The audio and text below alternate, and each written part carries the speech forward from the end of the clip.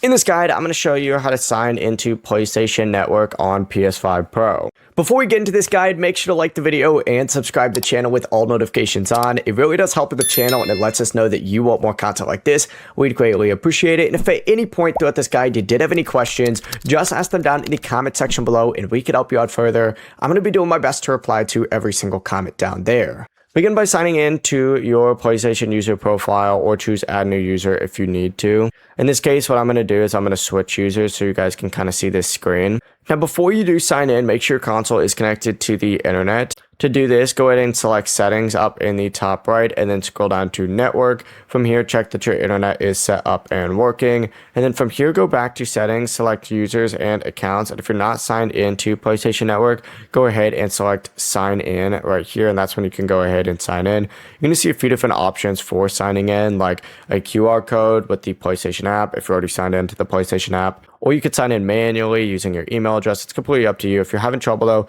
press triangle on your controller on the login screen for the help options. And once you sign in, your PS5 is going to ask if you want to set a login passcode. This is completely up to you. From there, you'll be on the home screen and now you're going to be signed into PlayStation Network and able to use the PlayStation Store, online multiplayer, and other PSN features. Before you leave this guide, make sure to like the video and subscribe to the channel with all notifications on. It really does help the channel and it lets us know that you want more content like this. We'd greatly appreciate it. And if at any point throughout this guide you did have any questions, once again, ask them down in the comment section below and we could help you out further. I'm going to be doing my best to reply to every single comment down there. Have a great rest of your day though.